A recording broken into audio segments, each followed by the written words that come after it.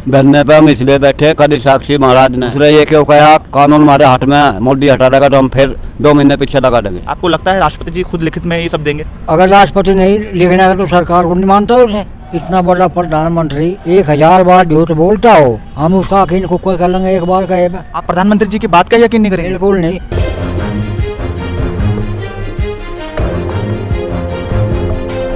आदाब, सत श्री अकाल, नमस्कार, नमो बुद्धाय। मैं इस वक्त मौजूद हूँ गाजीपुर बॉर्डर पर। सुबह का समय है, हल्की हल्की ठंड भी आ चुकी है। 19 नवंबर को ऐतिहासिक आंदोलन जो लगातार यहाँ 11 महीने से चल रहा था, उसी बीच मोदी जी सुबह के समय मन की बात करने टीवी चैनलों पे आते हैं। मन की बात में वो राष्ट्र को संबोधन करते हैं। उसमें वो कहते हैं कि मैं अपने किसान भाइयों को इस बिल के बारे में समझा नहीं सका। इन तमाम बातों के ऊपर वो 3 कृषि कानूनों को वापसी लेने की बात भी कहते हैं। इसी बीच मेरे साथ कुछ यहाँ पर वक्तागण यहाँ मौजूद हैं। मैं उनकी भाषा, उनकी शैली में समझने का प्रयास करूँगा। जो भी उस दिन से आज तक घटित हुआ है उसके बारे में हम चर्चा करेंगे। सबसे पहले स्वागत है मेरे साथ जुड़ने के लिए। अच्छा जी, थैंक यू, धन्यवाद। 19 नवंबर को ऐतिहासिक आंदोलन था और हमने ये भी देखा कि मोदी जी ने 3 कृषि कानूनों को वापस लेने की एक घोषणा किया। क्या लगता है इसके बाद भी हम लोग लगातार धरने पे क्यों बैठे हैं? यहाँ पे धरने पे हम इसलिए बैठे, कल साक्षी महाराज ने, योगी का जो वो है जी मंत्री, उसने ये क्यों कहा कानून हमारे हाथ में, मोदी हटा देगा तो हम फिर 2 महीने पीछे लगा देंगे। तो पहले जो संयुक्त किसान मोर्चा की जो मांग थी, बिल वापसी, घर वापसी, तो वो तो उसी चीज को बताया ना उन्होंने भी। उन्होंने कहा ये आ सकता है, उन्होंने कहा तो नहीं कि आ जाएगा।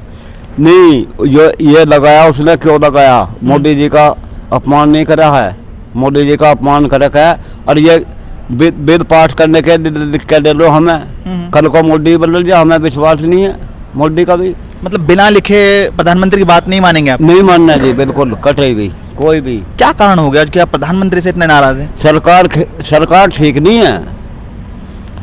सरकार तो और ये बात है, जो किसान है उनका जो मरे हैं उनको कोई मुआवजा नहीं मिला, ना उनके बालकों को नौकरी नहीं मिली। पर सरकार तो लगातार कह रही है ना कि हम लोग कृषि कानूनों को लाकर जनता की भलाई करते, कृषियों की भलाई करते, किसानों की भलाई करते, आय दोगुनी कर देता, समय मिलता। तो किसी का कुछ नहीं करा जी। योगी जी ने ये कहा 14 दिन में करने का पेमेंट दिलवा लेंगे। मोदी नगर का पेमेंट आज लो 1 महीने का दिया बस। पर जो गौतम बुद्ध नगर की रैली थी, मैं खुद उसे कवर करने गया था, मैंने वहाँ पे सुना था, वो मन से बोल रहे थे सब कुछ सामान्य है, सब कुछ बढ़िया है, किसान मेरा खुश है, उत्तर प्रदेश का किसान खुश है और सब कुछ बढ़िया चल रहा है। और आपके समर्थन मूल्य नहीं मिला? नहीं जी, कुछ नहीं है जी।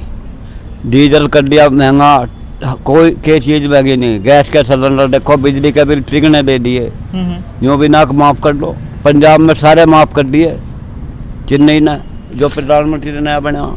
आज महापंचायत है 22 नवंबर लखनऊ में, क्या लगता है कितना असर पड़ेगा चुनाव को देखते हुए इस महापंचायत का? देखो मोदी के बिल्कुल खिलाफ रहेंगे। जब दिक्कत है लो वो किसान अपना धरना भी उठा देंगे। और इन इसी बीच मेरे साथ और भी वक्ता यहाँ पे जुड़ने का काम कर रहे हैं, मैं उनकी बारी बारी उनकी राय भी समझूंगा। तो कहाँ से आए हैं, क्या नाम है आपका? मुजफ्फरनगर से। तो आज महापंचायत है, क्या लग रहा है कितना फर्क पड़ेगा महापंचायत? क्योंकि हमने देखा 19 नवंबर को प्रधानमंत्री मोदी जी ने कहा कि मैं 3 कृषि कानूनों को वापस लेता हूं और संसद सब सत्र शुरू होगा तो उसमें मैं बिल बनाने का काम करूंगा। अच्छा जी, उसका जवाब यूँ है, जो एक इतना बड़ा प्रधानमंत्री 1000 बार झूठ बोलता हो, हम उसका यकीन को कोई कर लेंगे एक बार कहे? आप प्रधानमंत्री जी की बात का यकीन नहीं करेंगे? बिल्कुल नहीं। इतना झूठा आया नहीं भारत में प्रधानमंत्री जितना यूँ है। बहुत बड़ा इल्जाम लगा रहे हैं आप। हाँ जी, जी। इल्जाम भी ना लगा भाई, लमडे मरल लग रहे, लमडे बेकार हो लग रहे, जिंदगी खराब होगी उनकी है। जी बिल्कुल। घर को ना खर्चा नहीं कर रहा उनकी पढ़ाई में। जी बिल्कुल। और आज बेकार फिर कोई दवा खा के मर रहा, कोई कुछ करके मर रहा, कोई फांसी खा के मर रहा।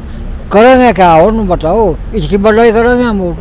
तो मोदी सरकार के मंत्री कहते रहे कि रोजगार दे रहे हैं हम लोग, पकोड़े बेचे, हम ग्रेजुएट पकोड़े बेचे। हाँ, कम है क्या? पकोड़े तो बनवाए हमारे पे, यही काम है हमारा, किसानों को पकोड़े बना बेचो। नहीं, वो युवाओं को कह रहे हैं, जो ग्रेजुएट पर्सन है वो पकोड़े बेचे, स्वरोजगार दे रहे हैं। इससे बड़ा क्या क्या ला दें देश में? ओली अगरा का पकोड़े हमारे बनाए हुए जाग चुके हैं जी। भाई हम तो लिख कर लेंगे, राष्ट्रपति को लिखवाएंगे हम। राष्ट्रपति जी से लिखवाएंगे आप? हाँ जीप जा जाएंगे इन पे। आपको लगता है राष्ट्रपति जी स्पीच को, बिल को जब सदन बैठेगा, संसद में इस तरह की बातें रखी जाएगी, आपको लगता है राष्ट्रपति जी खुद लिखित में ये सब देंगे? अगर राष्ट्रपति नहीं लिखने का तो सरकार को नहीं मानता उसे।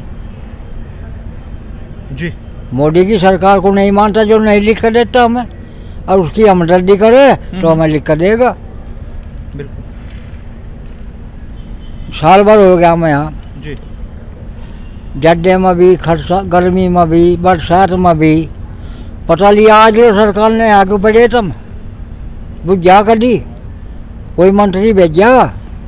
कृषि मंत्री बोल तो रहे हैं, 11 दौर की वार्ता हुई है। अपने घरों बैठे जी। यहाँ नहीं आ सकते क्या? मैं साल भर तो यहाँ नहीं मौका लगा उनका आने का। बोल तो रहे हैं, अब कैसे कहें? वो कह रहे एक फोन की कॉल दूरी पे है। बोल तो रहे कि एक फोन कॉल की दूरी पे सब लोग किसान मेरे से। अच्छा दूरी पे है जी। उनसे मिलकर रहो, उनसे दूरी पे क्यों बैठो?